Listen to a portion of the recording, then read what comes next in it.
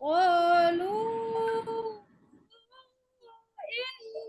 إنا لله وإنا إليه راجعون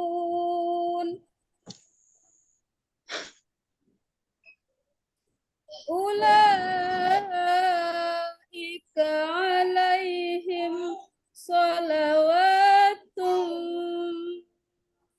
من ربهم ورحمة وأولئك هم المهتدون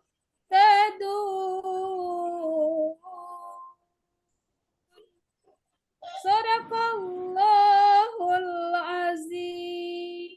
Subhanallahul azim. Silakan Ardian Saputra. Baik, Pak. A'udzu billahi minasyaitonir rajim.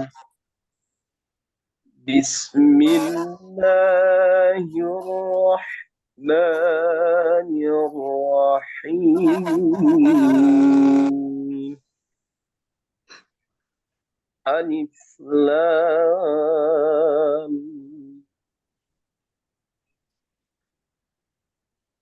Zalikal kitabu la raiba fihi hudan lil muttaqin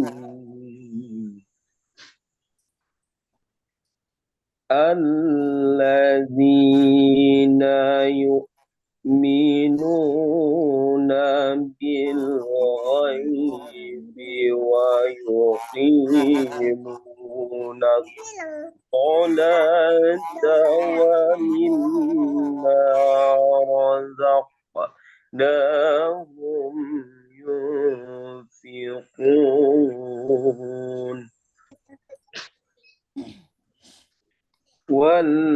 والذين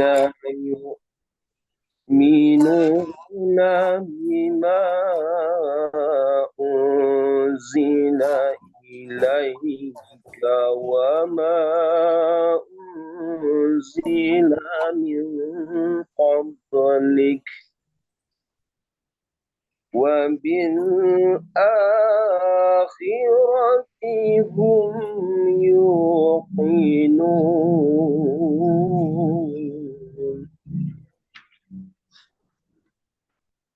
أولئك على هدى من ربهم وأولئك هم المفلحون إن الذين كفروا سواء عليهم أأنذرتهم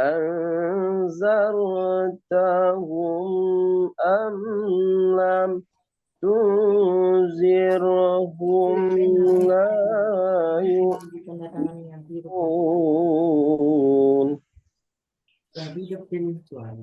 ختم الله على قلوبهم وعلى سمعهم وعلى أبصارهم غشاوة ولهم عذاب عظيم ومن الناس من يقول آمنا بالله وباليوم الآخر وما هم بمؤمنين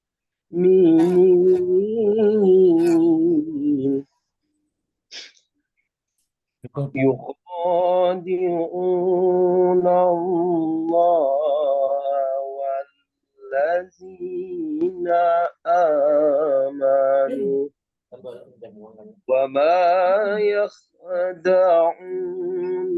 إلا أنفسهم وما يشعرون. Sadaqallah. صدق الله العظيم. Baik. Nanti kalau temannya jangan di ini ya, di admit ya. Biar ditunggu di luar dulu, dia bertiga. Baik, sekarang silakan siapkan kertas putih, tulis yang saya minta tulis. Nanti setelah ditulis, difoto dan dikirim di Capi ke HP saya. Siapa? Ya, HP Pak. saya sudah ada ya, 081374512922. Oke, yang pertama tulis La haula wa la quwwata illa billahil aliyil azim.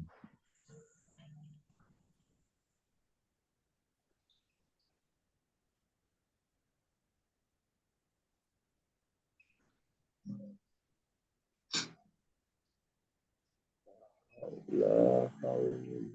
La haula wa la quwwata illa billah. Aduh. Billahi.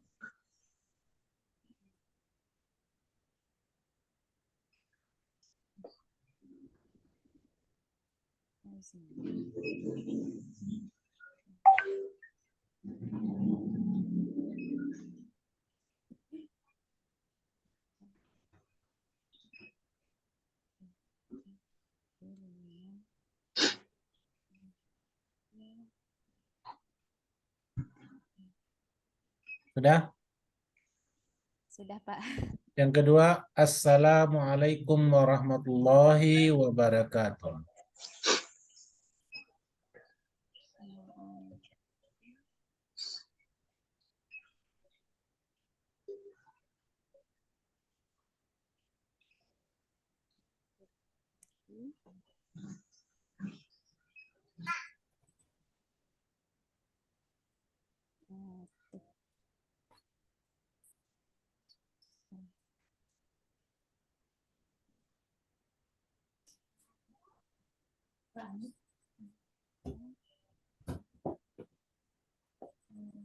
Sudah, yang sudah silakan dikirim ke saya.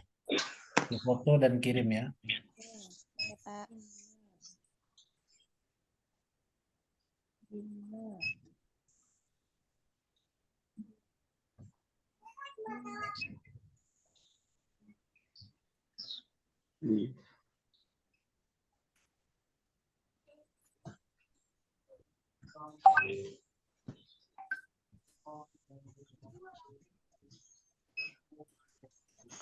Oh ya, namanya ada ditulis tadi namanya. Tulis namanya ya.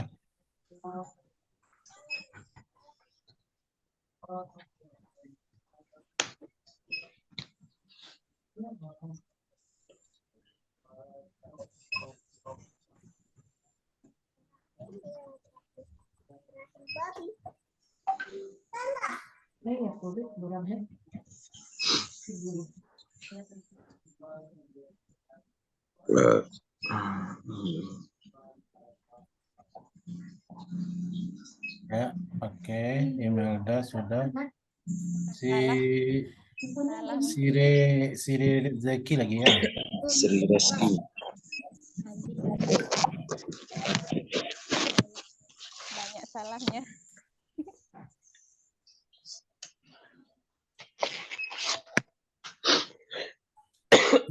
Dikirim Siri, kita mau lanjut ke bagian berikutnya.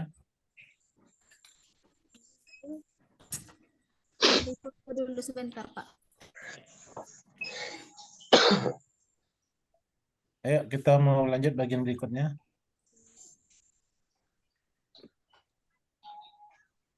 Salah tulisan saya, Pak.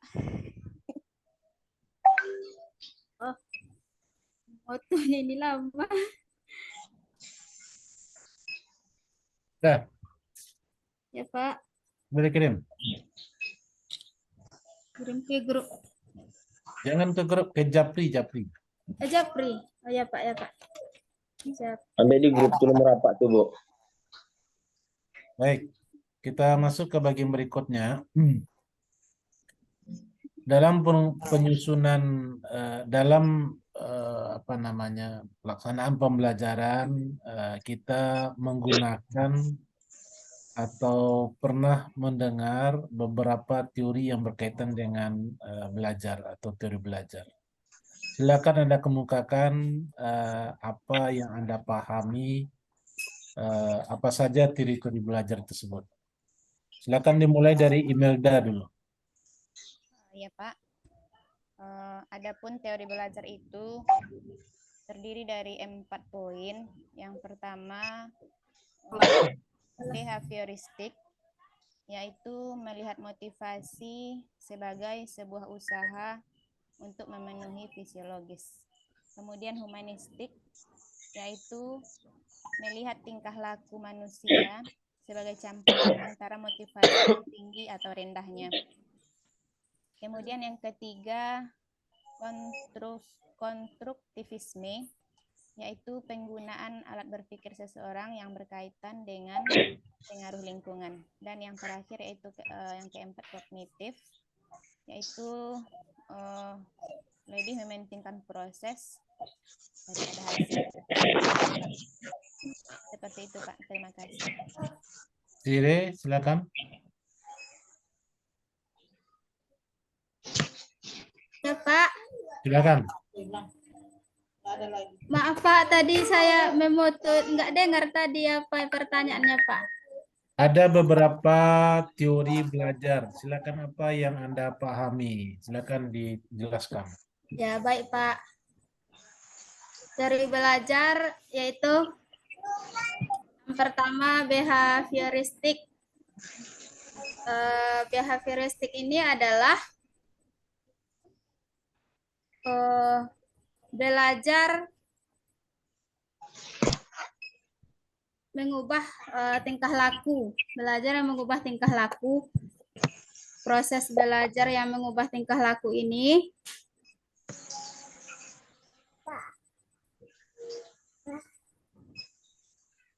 antara respon dan stimulus.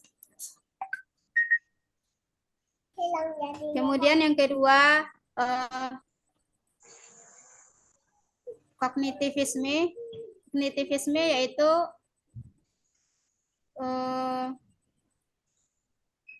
proses lebih diutamakan daripada hasil. Kemudian yang ketiga yaitu humanisme. Humanisme perubahan siswa pada kompetensinya yang diarahkan oleh bantuan orang lain. Kemudian humanisme apa ya? Konstruktivisme. Konstruktivisme ini yaitu yang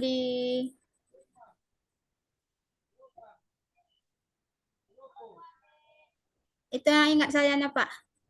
Ya, silakan berikutnya Ardian.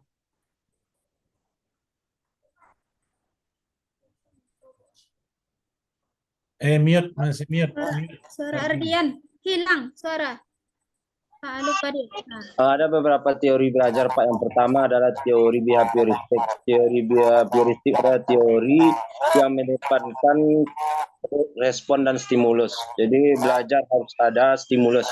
Jika ada stimulus atau pancingan maka atau motivasi maka proses belajar itu tidak maksimal. Kemudian ada namanya teori kognitivisme. Teori kognitivisme ini adalah teori yang mengedepankan bahwa dalam pembelajaran itu yang penting adalah prosesnya, bukan hasilnya. Yang ketiga adalah teori konstruktivisme. Teori konstruktivisme ini adalah teori yang memberikan kebebasan pada siswa untuk membangun pembelajaran itu sendiri, tapi tetap dibimbing oleh seorang guru. Kemudian ada namanya teori humanisme. Teori humanismenya adalah teori yang memanusiakan manusia, artinya menyesuaikan dengan lingkungan atau dengan keadaan, situasi dan kondisi, sehingga pembelajaran itu lebih bermakna bagi seorang baik oleh guru kemudian oleh peserta didik. Itu mungkin Pak.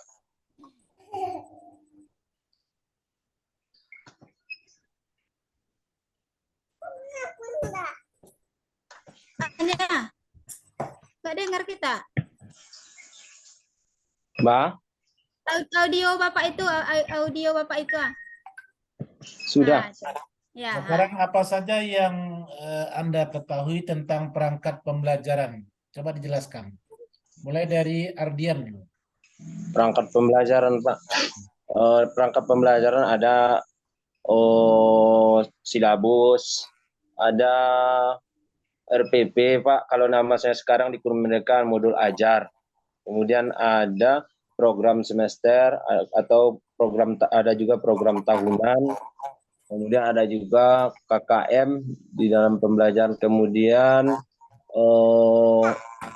silabus, protra, promes, RPP, KKM, kemudian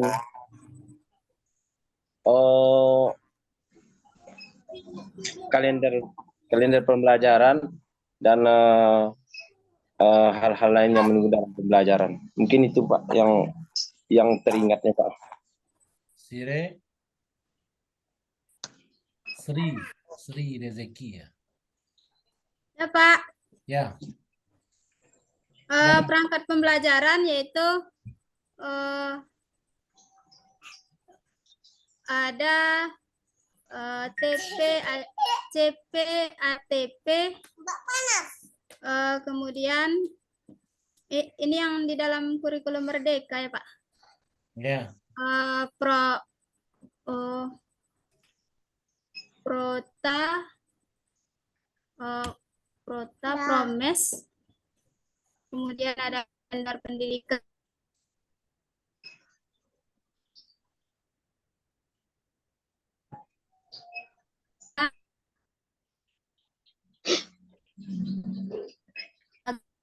Bagian guru, kemudian ada asesmen Pak. Ya. Mungkin itu yang bisa saya jawab Pak. Silakan Imelda.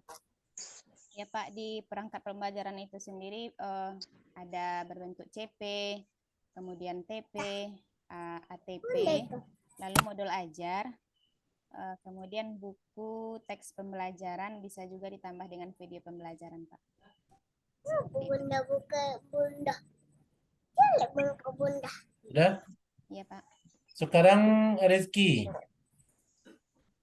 Ketika Sri ya, ketika kita mengembangkan modul ajar, apa saja yang kita rumuskan, apa kerja yang kita susun terkait dengan modul ajar? Coba dijelaskan. Pak, yang kita rumuskan pada modul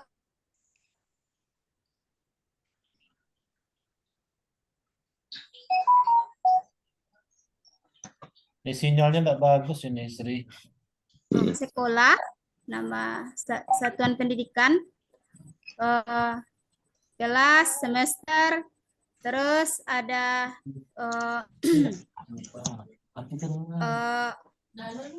asesmen awal, kemudian ada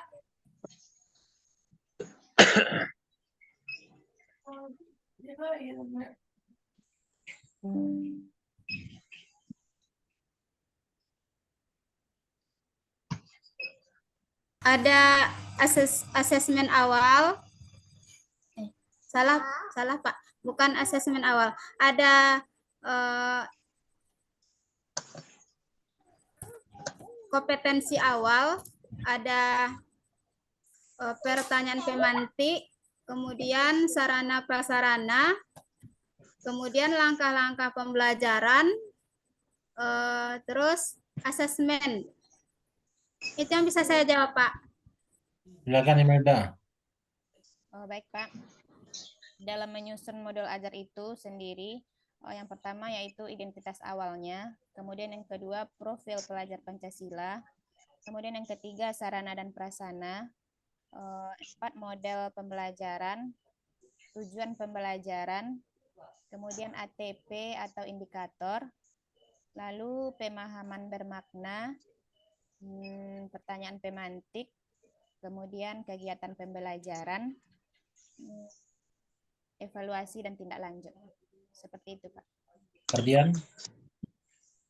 Ya Pak, menentukan dan merumuskan dalam merumuskan modul ajar itu harus menentukan identitas pembelajaran, kemudian profil Pancasila, kemudian juga menentukan model pembelajaran, kemudian tujuan pembelajaran, kemudian juga menyusun alur tujuan pembelajaran, kemudian model pembelajaran tadi dikembangkan dalam bentuk kegiatan pendahuluan, kemudian kegiatan inti dan kegiatan penutup, serta melakukan asesmen. Itu mungkin yang bisa saya. Baik. Dalam rancangan pembelajaran kita mengenal asesmen ya.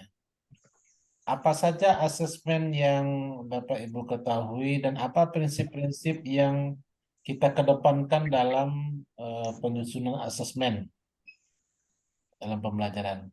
Silakan dimulai dari Imelda. Iya, Pak. Asesmen. Dalam menentukan asesmen itu sendiri, kita perlu perhatikan langkah-langkah seperti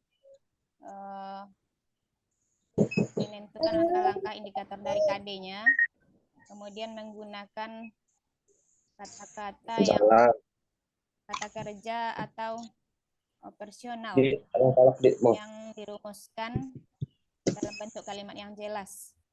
Kemudian tidak menggunakan kata yang bermakna ganda yang hanya mengandung satu tindakan.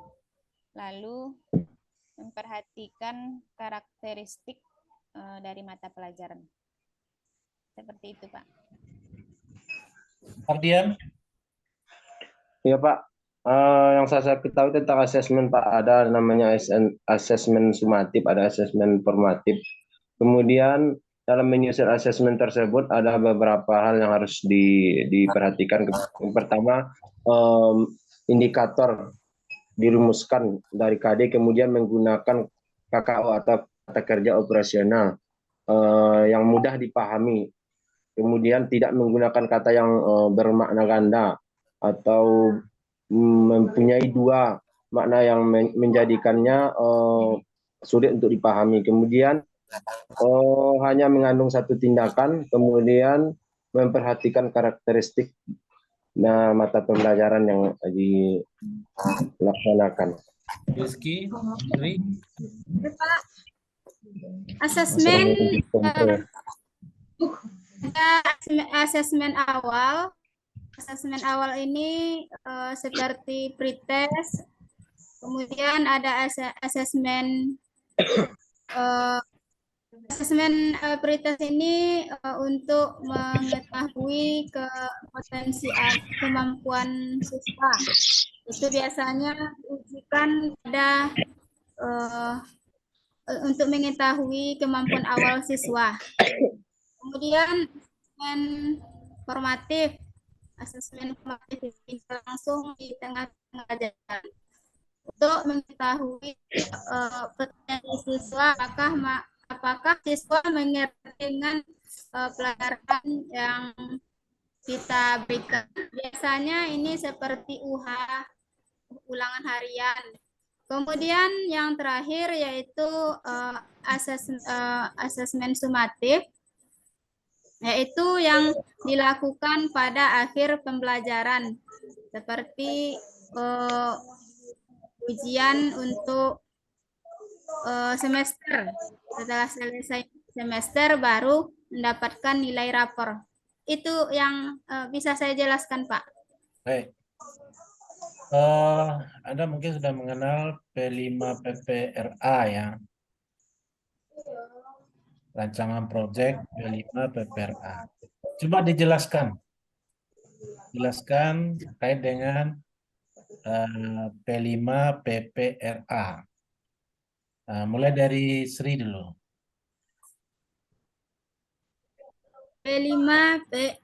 P5 PPRA ini kalau di dalam kurikulum 2013 itu PPK pengetahuan karakter. Kemudian di dalam kurikulum 2013 namanya P5. P5 ini adalah untuk membentuk karakter siswa dengan dimasukkan ke dalam kokurikuler,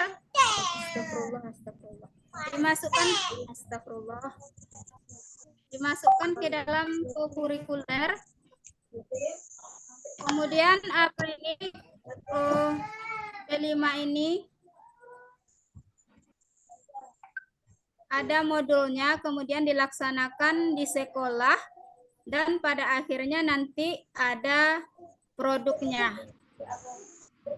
Ada disediakan jamnya, kemudian dilakukan di sekolah berbentuk suatu hasil karya, tetapi di dalam karya ini ada karakter yang bisa dipahami oleh siswa, sehingga siswa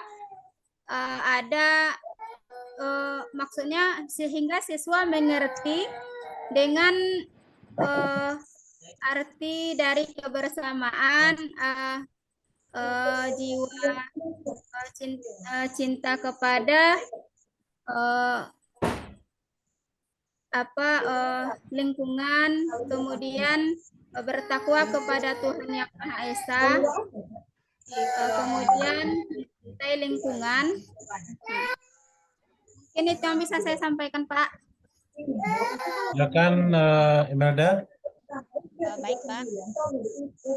P5 itu sendiri adalah proyek penguatan profil pelajar Pancasila, yang artinya adalah pembelajaran lintas disiplin ilmu dalam mengamati dan memikirkan solusi terhadap permasalahan di lingkungan sekitar untuk menguatkan berbagai kompetensi dalam profil pelajar Pancasila. Nah, sebagaimana P5 yang telah saya buat pada tugas sebelumnya, yaitu tentang pencegahan perundungan di lingkungan sekolah, Pak. Di situ nanti ada meliputi elemen, alur, subelemen, dan dimensi. Nah, pada elemen P5 yang saya buat pada tugas sebelumnya, yaitu meliputi tentang akhlak kepada manusia, kemudian kolaborasi, pemahaman diri. Lalu tentang alurnya, di situ ada pengenalan. Di sini kita nanti akan mengenalkan kepada siswa yaitu bahaya tentang perundungan yang ada di sekolah tersebut. Lalu kontekstualisasinya yaitu termasuk kepada pengamatan kasus, kemudian aksi yaitu memecahkan kasus, lalu refleksi yaitu evaluasi terhadap keberhasilan, dan yang terakhir yaitu tindak lanjut, artinya menyusun langkah untuk perbaikan selanjutnya. Lalu yang ketiga subelemennya. Di sini berisikan tentang mengutamakan persamaan, kemudian kerjasama, dan mengenali kualitas diri masing-masing. Lalu yang terakhir yaitu dimensi. Dimensinya di sini meliputi beriman dan bertakwa serta berakhlak mulia, lalu gotong royong, dan yang terakhir mandiri. Seperti itu Pak yang saya pahami. Baik, Ardian. Baik Pak, P5 itu adalah proyek penguatan profil Pancasila, sedangkan PPRA itu proyek profil pelajar Pancasila rahmatan lil alamin. Kalau P5 itu biasanya dipakai di tingkat satuan pendidikan seperti SD, SMP dan SMA. Kemudian rahmatan lil alamin sendiri dipakai untuk di Kemenak atau berbasis madrasah. Profil Pancasila atau PPRA ini bertujuan untuk memperkuat pemahaman dan pengalaman nilai-nilai tentang Pancasila atau ideologi dasar Indonesia itu sendiri, sehingga memberikan pemahaman kepada peserta didik dan pengalaman dalam pembelajar itu tentang kehidupannya sehari-hari. Kemudian dalam P5 yang saya kembangkan dalam bentuk modul P5 itu yaitu tentang perundungan, atau temanya, judulnya dibuat itu tentang mulutmu harimaumu, atau dia perundungan itu bukan hanya secara fisik tetapi juga secara verba atau kata-kata, dan ini sering juga terjadi di sekolah karena dilihat dari sekolah yang tempat kami mengajar sendiri, sering sekali siswa atau peserta didik itu karakter atau verbalnya atau bicaranya itu sering sekali mungkin memberikan perundungan terhadap teman-temannya yang lain, sehingga kami mengangkat tema tersebut. Kemudian di dalam pengembangannya tentunya disusun dalam bentuk modul ajar yang sesuai dengan alur yang telah dibuat. Mungkin itu Pak yang bisa saya sampaikan. Baik, terima kasih Pak Dian. Terakhir, apa yang Anda ketahui tentang PTK dan bagaimana kita menyusun proposal PTK? Dimulai dari Ardian. Baik Pak, PTK itu adalah penelitian tindakan kelas atau seorang guru meneliti tentang permasalahan-permasalahan yang terjadi sehingga pembelajaran itu mungkin tidak efektif. Bisa mungkin terjadi pada materi atau mungkin pada seorang guru tersebut. Kemudian dalam pengembangannya ada beberapa langkahnya. Yang pertama adalah tentu diidentifikasi dan dirumuskan dulu masalahnya. Setelah itu dianalisis masalahnya, kemudian dirumuskan hipotesis tindakan, kemudian membuat rencana tindakan dan pemantauannya, kemudian dilaksanakan tindakan dan mengamatinya, kemudian mengolah dan menafsirkan data, kemudian melaporkan. Mungkin dari 7 langkah-langkah tersebut maka akan terpecahkan penelitian tindakan kelas tersebut, sehingga nanti didapatkan solusi dari permasalahan-permasalahan mungkin yang didapati oleh guru, baik dalam materi atau mungkin metode atau lain-lain sebagainya, sehingga dapat meningkatkan pembelajaran atau langkah-langkah berikutnya untuk meningkatkan pembelajaran tersebut. Mungkin itu Pak. Baik, Imelda. Baik Pak, adapun langkah-langkah dari PTK tersebut, yang pertama yaitu mengidentifikasi masalah yang dihadapi, kemudian yang kedua menganalisis masalah tersebut, lalu yang ketiga merumuskan, yang keempat membuat rencana tindakan, yang kelima melaksanakan, mengolah, lalu melaporkan. Seperti itu Pak. Sri.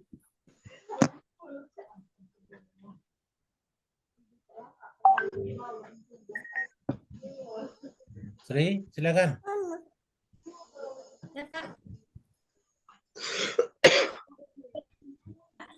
Penelitian tindakan kelas yang dilakukan di dalam kelas bukan karena ada sesuatu hal untuk peningkatan proses pembelajaran, sehingga ditemukan masalah-masalah yang terjadi di dalam, kemudian diteliti. Setelah diteliti, kemudian dilakukan analisis dengan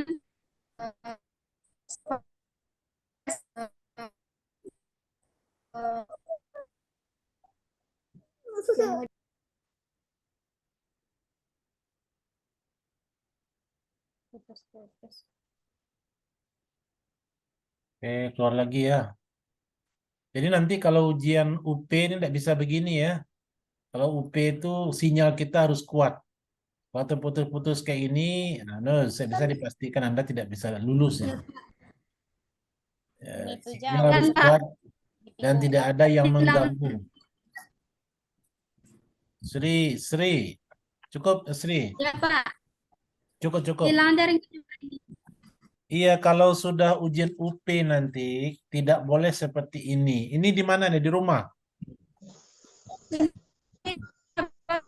Sekolah. Putus-putus nih ya. Tugas. Iya, Pak. Jangan Kalau di ujian sana UP susah. nanti cari tempat sinyal yang kuat, yang lancar, yang listrik tidak kemungkinan mati. Iya, Pak. Kalau Baik, perlu Pak. Anda menginap di hotel yang Iya, terjamin iya, ya. iya. Ya, karena Pak. begini bisa tidak lulus nanti nih. Iya. Sekarang kita praktek mengajar. Waktu maksimal 10 menit. Silakan Anda gunakan sebaik-baiknya waktu tersebut. Di situ sudah termaktub kegiatan pendahuluan, kegiatan inti, dan kegiatan penutup. Dan semua hal sudah tersampaikan di situ bagaimana teknisnya diserahkan kepada Anda.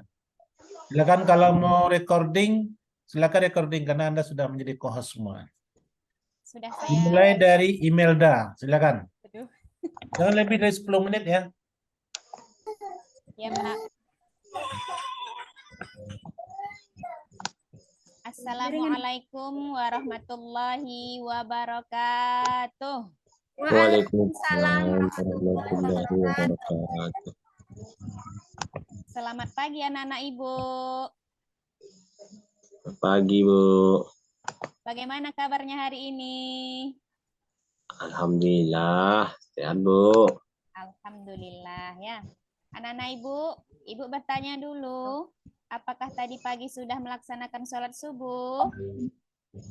Sudah. Bagus. Bagaimana kita sebagai seorang umat Islam, yaitu tugas dari seorang umat Islam yaitu melaksanakan sholat 5 waktu, karena sholat tersebut adalah kewajiban kita sebagai umat Islam. Ya, anak-anak Ibu. Ya. Nah, sebelum kita masuk kepada pelajaran hari ini, alangkah baiknya Ibu mengingatkan kembali yaitu tentang profil pelajar Pancasila. Masih ingat anak Ibu dengan nyanyinya? Kalau masih ingat, ayo kita cobakan sama-sama ya. Ikutkan Ibu. 1, 2, 3. Pelajar Pancasila beriman dan bertakwa pada Tuhan yang Esa dan berakhlak mulia, berkebinekaan global, gotong royong mandiri, kreatif dan bernalar kritis. Bagus. Terima kasih anak-anak Ibu hebat. Lalu selanjutnya alhamdulillah untuk hari ini kita masih bisa bertemu di kelas 4A SDN 12 Lembah Melintang. Baiklah anak-anak Ibu semuanya, sebelum kita mulai belajar, seperti biasa kita berdoa terlebih dahulu supaya pembelajaran kita diberkahi oleh Allah Subhanahu wa Ta'ala. Kepada ketua kelasnya, Ibu mohon untuk memimpin doa kita pada kesempatan kali ini. Persilakan kepada ketua kelas, anak Ibu Ardian mungkin, silakan nak. Baik, Bu. Teman-teman, sebelum kita belajar, mari kita berdoa. A'udzu billahi minasyaitonir rajim. Bismillahirrahmanirrahim. Raditu billahi rabba wa bil islami dina wa bi Muhammadin nabiyyan wa rasulah. Rabbi zidni ilman warzuqni fahman. Alhamdulillah. Oke, baik. Terima kasih anak Ibu Ardian telah memimpin doanya. Semoga pembelajaran Sama, kita Bu. selanjutnya berkahi oleh Allah Subhanahu wa Ta'ala. Untuk lebih semangatnya, anak-anak Ibu semuanya, ayo kita tepuk semangat dulu. 1, 2, 3, tepuk semangat. Semangat. Semangat. Yes, ya, terima kasih. Kemudian Ibu ingatkan kembali pelajaran kita yang telah lalu, yaitu tentang aurat. Nah, ada yang masih ingat apa itu auratnya laki-laki dan perempuan? Perbedaannya? Masih ingat, Nak? Ya, Bu. Ya. Anak Ibu Sri masih ingat itu auratnya perempuan? Dari Ya, mana Bu. ke mana coba? Seluruhnya kecuali muka dan telapak tangan, Bu. Bagus. Anak Ibu Ardian, auratnya laki-laki dari mana ke mana, Nak? Pusat sampai lutut, Bu. Iya, bagus lagi. Tepuk tangan untuk semuanya. Oke.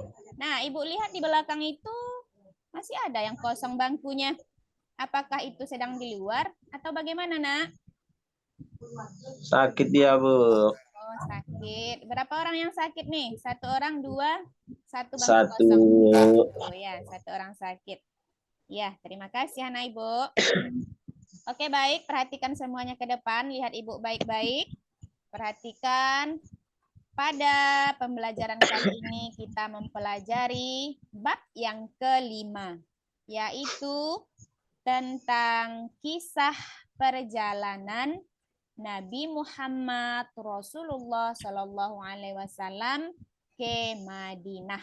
Nah, anak Ibu, di sini nanti kita akan mempelajari yaitu yang pertama sebab-sebab Nabi Muhammad itu hijrah. Lalu yang kedua perjalanan hijrah Nabi Muhammad tersebut. Dan yang ketiga hikmah dari hijrah Nabi Muhammad Shallallahu Alaihi Wasallam.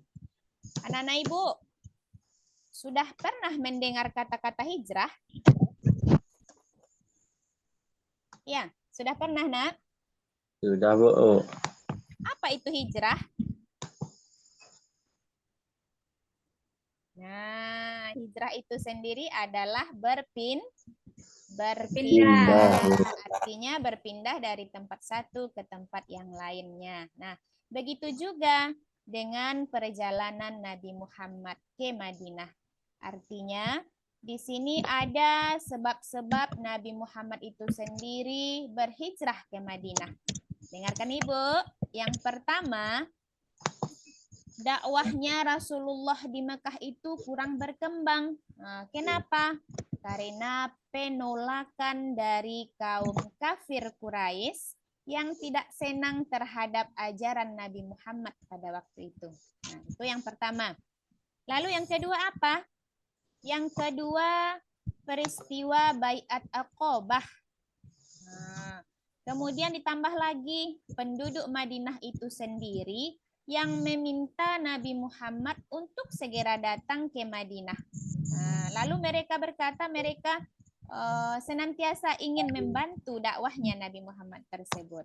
Nah, itu ya, Nak. Kemudian yang ketiga, perintah Allah. Perintah Allah yang turun kepada Nabi Muhammad untuk menyuruh Nabi Muhammad tersebut berhijrah ke Madinah. Nah, seperti itu ya, anak-anak Ibu. Lalu kemudian untuk memperjelas pelajaran kita pada hari ini akan Ibu tampilkan materi dalam bentuk gambar. Nah, Ibu bisa lihat ya.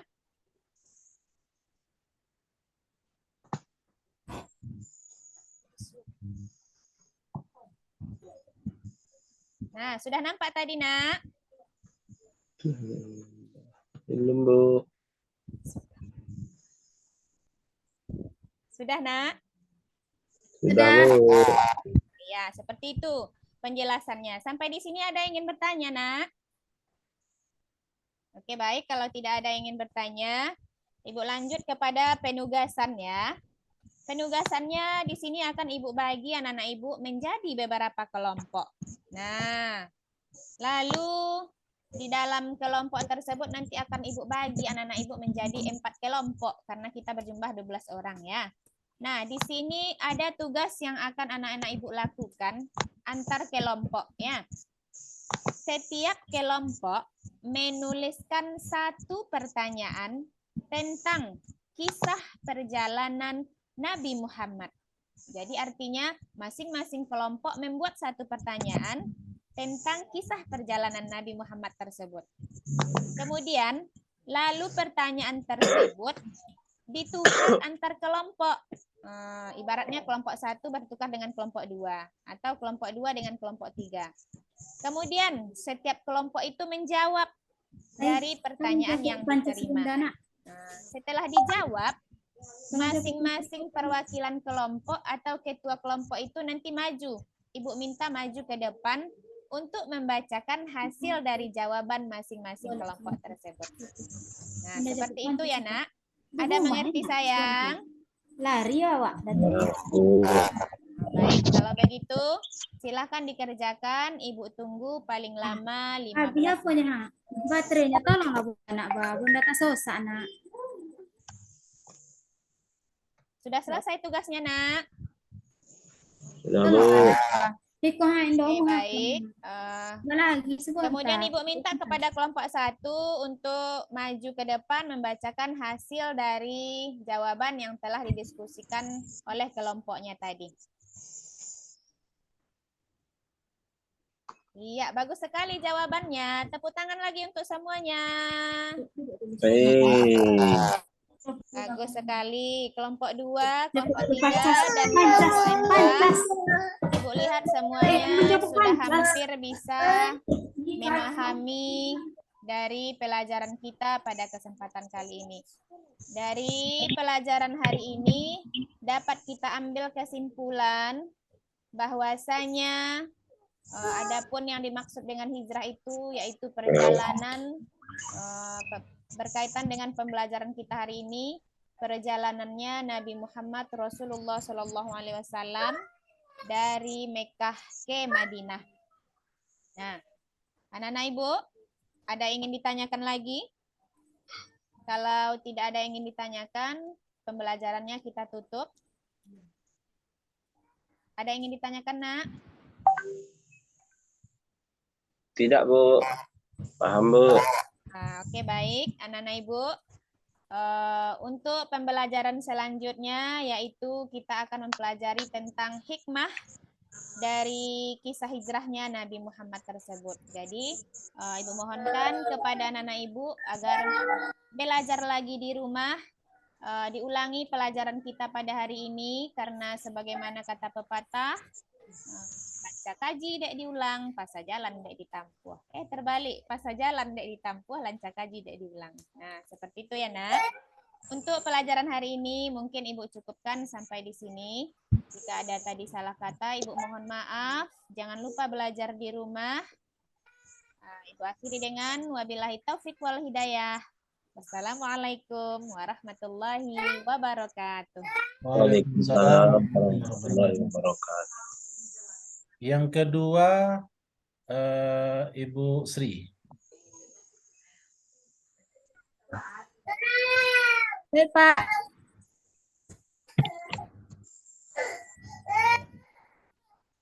Assalamualaikum warahmatullahi wabarakatuh. Waalaikumsalam warahmatullahi wabarakatuh. Baiklah, anak-anak Ibu semuanya, berjumpa kembali dalam pembelajaran pendidikan agama Islam. Alhamdulillahirrabbilalamin. Kita bersyukur kepada Allah Subhanahu wa taala karena kita dapat berjumpa lagi anak-anak Ibu. Kemudian tidak lupa pula kita bersolawat kepada Nabi besar kita Muhammad Sallallahu Alaihi Wasallam berupa doa Allahumma salli ala Sayyidina Muhammad wa ala ali Sayyidina Muhammad. Sebelum kita belajar, biasanya kita apa anak-anak Ibu? Berdoa, Bu. Ya, kita berdoa dulu ya anak-anak Ibu. Silakan ketua kelasnya Ardian bacakan doa sebelum belajar dulu. Baik, Bu. Teman-teman, sebelum kita belajar, mari kita berdoa. Berdoa mulai. Bismillahirrahmanirrahim. Raditu billahi wa bil islami dina wa bi Muhammadin nabiyyan wa rasula. Rabbi zidni ilman warzuqni fahman. Alhamdulillah.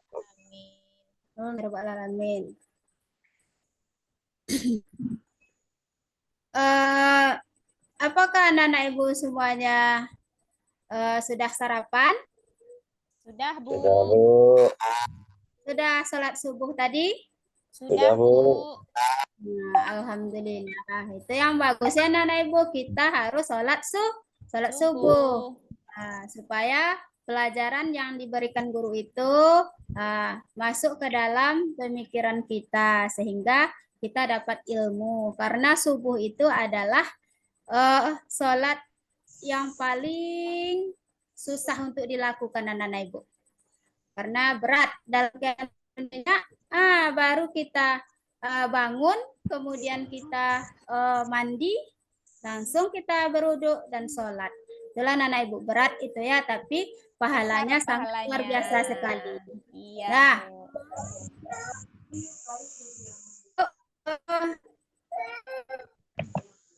apakah anak-anak Ibu tahu dengan Fathu Mekkah? Belum, Bu. Belum tahu dengan Fathu Mekkah atau pernah mendengarnya? Mendengar pernah, Bu. Pernah mendengarnya. Tahu artinya? Belum, Bu. Belum tahu arti Fathu Mekkah. Belum, Bu. Nah, jadi anak-anak Ibu, pelajaran kita judulnya yaitu meneladani si Rasulullah Shallallahu Alaihi Wasallam pada peristiwa Fathu Makkah. Nah, itu pelajaran kita anak-anak Ibu. Kita akan menonton video dan dari video itu nanti kita bagi kelompok untuk mengerjakan tugas ya anak-anak Ibu. Ya, Bu. Jadi anak-anak Ibu pasti akan tertarik dengan video nanti yang Ibu tayangkan. Nah, dari video itu nanti anak-anak Ibu bisa melihat, bisa mencari arti dari Fathu Mekkah, kemudian sebab-sebab Fathu Mekkah, kemudian hikmah dari Fathu Mekkah. Nah, jadi videonya nanti ditonton baik-baik ya anak Ibu, disimak baik-baik. Ya, Jangan tidak disimak. Kalau tidak disimak nanti anak-anak Ibu tidak bisa mengerjakan tugas. Tugasnya akan Ibu bagikan kelompok. Setelah kita berkelompok nanti baru kita Ibu kasihkan berbentuk tugas berkelompok. Setelah tugas berkelompok itu nanti ada di situ misalnya tugas mandiri, apa-apa saja nanti itu ada penjelasannya situ anak-anak Ibu. Tapi kita tonton videonya dulu ya. Kita simak baik-baik ya. Ya, Bu. Ya. Anak-anak Ibu, videonya sudah selesai. Kemudian anak-anak Ibu silahkan mengerjakan tugasnya yang terkait dengan yang ada di LKPD. Di LKPD itu anak-anak Ibu kerja tugasnya. Setelah selesai nanti, anak-anak Ibu bisa ke depan untuk membacakan hasil dari tugasnya hari ini. Setelah dibacakan hasilnya tugas hari ini, berarti kita nanti akan menyimpulkan bersama-sama pelajaran hari ini. Jadi anak-anak Ibu, pelajaran hari ini sudah selesai, telah disimpulkan secara bersama-sama dan refleksi untuk siswa peserta didik, untuk anak-anak Ibu semuanya, yaitu lebih baik lagi nanti tugas-tugas anak Ibu lebih perhatian lagi sama videonya, sama gambar-gambar yang Ibu tayangkan, sehingga anak-anak Ibu nanti sempurna tugasnya.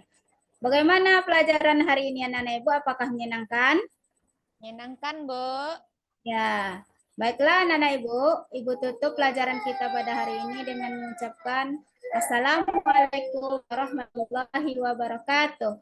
Waalaikumsalam warahmatullahi wabarakatuh. Yang terakhir Pak Ardian, silakan. Baik, makasih Pak. Hai anak-anak Bapak semua. Hai Pak. Halo. Ya, Assalamualaikum warahmatullahi wabarakatuh. Waalaikumsalam warahmatullahi wabarakatuh. Pagi hari ini bertemu lagi dengan Bapak ya di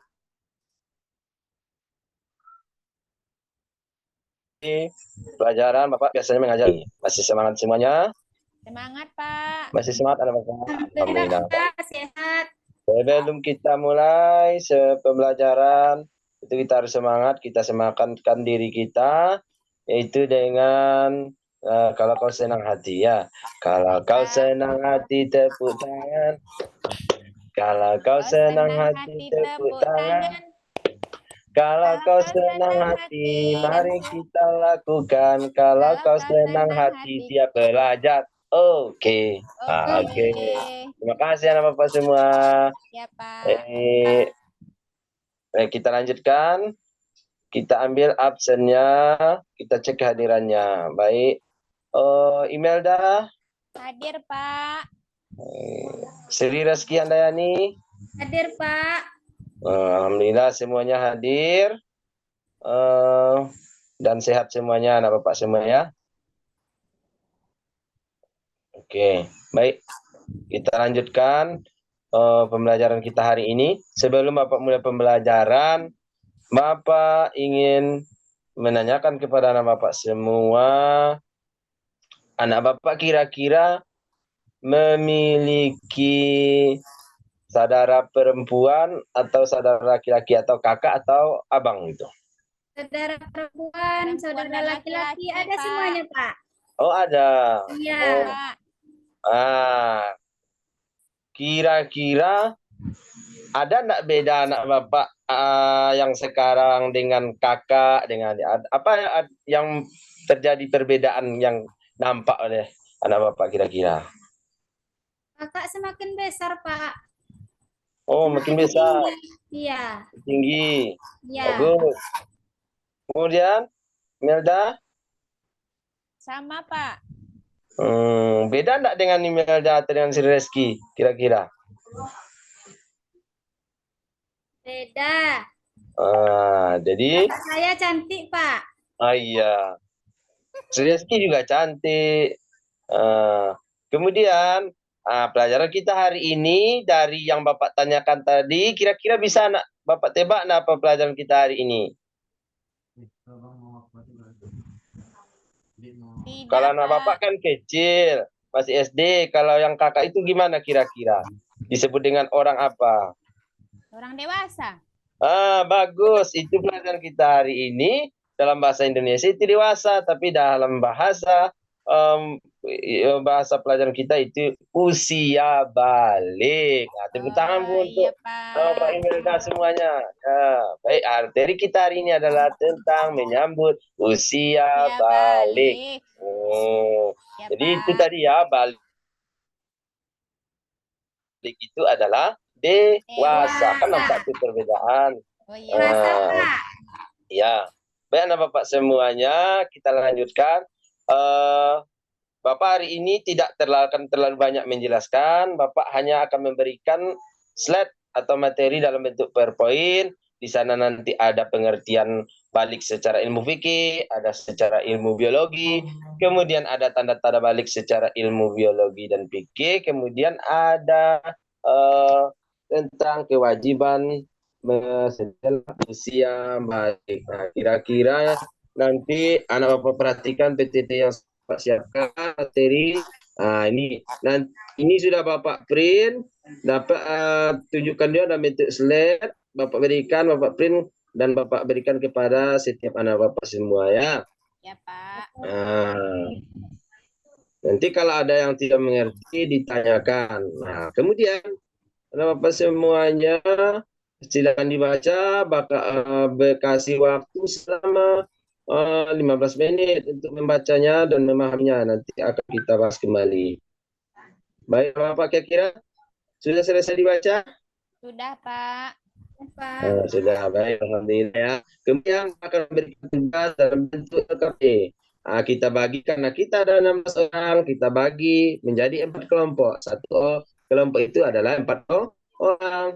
Bapak bagi saja nama kelompoknya, ada Abu Bakar, ada Umar, ada Usman, ada Ali. Baik, yang akan anak Bapak nanti buat dalam KRT ini adalah anak Bapak yang pertama harus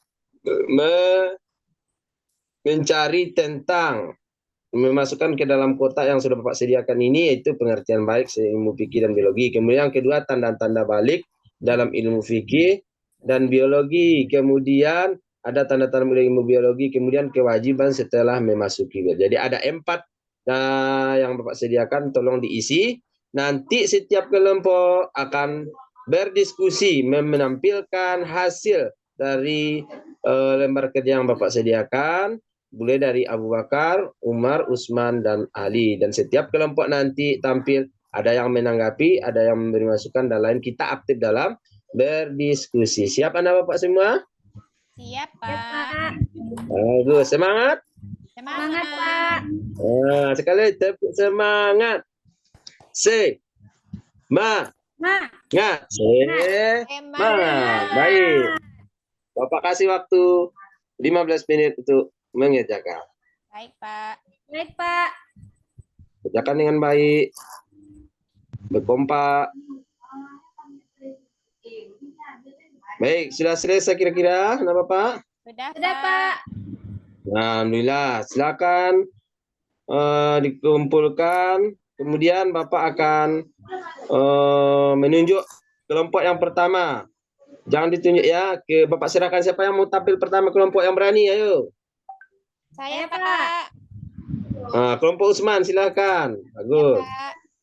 Oke, silakan. Sudah, Pak. Boleh ditanggapi, boleh siapa yang ingin menanggapi dan lain sebagainya. Baik. Dah, alhamdulillah sudah tampil kita semuanya. Sudah, Sudah, Pak. Sudah bagus. Sudah tampil untuk nilai semuanya hebat-hebat dan luar biasa. Baik, kita simpulkan karena sudah selesai mengerjakan tugas, kita simpulkan pembelajaran kita hari ini secara bersama. Baik, kita simpulkan secara bersama. Baik, Imelda, apa tadi itu yang dimaksud dengan balik? Dewasa, Pak. Bagus. Reski, apa tanda-tanda balik tadi secara ilmu biologinya salah satunya? Apa, Pak? Kalau perempuan dia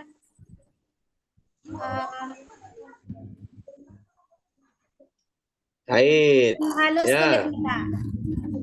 Iya, bagus. Baik, itu kira-kira dari Bapak tambahkan kesimpulan. Kajian kita hari ini adalah tentang menyambut usia balik. Balik itu ada disebut dengan dewasa, sampainya orang pada berdewasa. Kemudian tanda-tanda secara ilmu fikih, bagi laki-laki ada namanya dewasa, kiripuan haid, kemudian berumur 15 tahun, dan tanda-tanda biologi yang lainnya bisa anak Bapak baca kembali.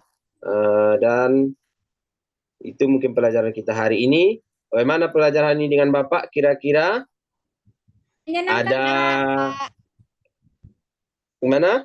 Menyenangkan. Karena ada gambar-gambarnya, Pak. Alhamdulillah. Iya. Iya. Besok kasih Besok gambar kasih yang gambar bagus lagi ya, lagi ya, Pak. Pak. Ya, kita tambah lagi supaya lebih jelas ya. Ya, Pak. Baik, Pak. kita akhiri dengan membaca hamdalah. Alhamdulillah, ya Rabbal alamin. Sampai jumpa kembali minggu depan. Assalamualaikum warahmatullahi wabarakatuh. Waalaikumsalam warahmatullahi wabarakatuh. Terima kasih Bapak Ibu. Ini yang sudah bergabung Sylvia Novita ya. Ada 3 lagi sebetulnya, Sylvia Novita, Indrawati, dan Yendi Citra. Yendi. Yang 2 itu belum bergabung lagi. Sylvia, besok aja lah Sylvia ya. Bilang sama temannya besok kita jam 4 insya Allah ya. Jam 4 sore, Pak. Jam 4 sore ya. Saya pagi besok ke Bandung, mudah-mudahan jam 4 itu udah sampai. Kalau molor paling molor jam 5. Kalau molor ya 4 atau jam setengah 5. Saya udah capek kali ini teman-teman juga belum bergabung. Nggak tahan mata saya lagi. Oke, Pak. Iya, Pak. Besok aja lah ya Sylvia ya, dia kan hari Oke, kanan Pak. ada 3 hari. Siap. Tolong bilangin sama teman yang berdua lagi ya. Oke, Ya, Pak. Pak. Oke. Oke, Terima kasih Pak. Bapak Ibu. Saran saya tetaplah menjadi dan berusaha untuk menjadi guru yang profesional. Baik, Ya, Pak. Pak. Kembangkan diri kita, perkuat kompetensi kita, pelajari, banyak belajar, banyak membaca, sehingga itu bisa menginspirasi kita untuk melakukan berbagai pengembangan-pengembangan dan inovasi. Kemudian hal itu akan kita transfer baik secara langsung maupun tidak langsung kepada siswa kita. Guru yang kreatif, guru yang profesional adalah guru yang mau membaca, melek teknologi, dan banyak belajar. Mudah-mudahan dengan kita mengembangkan diri, kita betul-betul menjadi guru yang profesional dan bisa juga mengembangkan kreativitas siswa kita. Amin, ya Allah. Terima kasih. Alamin. Maaf, kita Ya, Pak. akhiri ujian Terima kita. kasih juga, Pak. Alhamdulillah. Alhamdulillah. Alhamdulillahirabbil alamin. Alamin. Assalamualaikum warahmatullahi wabarakatuh. Waalaikumsalam warahmatullahi wabarakatuh. Kita tutup Zoom kita ya. Jadi Iya. terima kasih. Selamat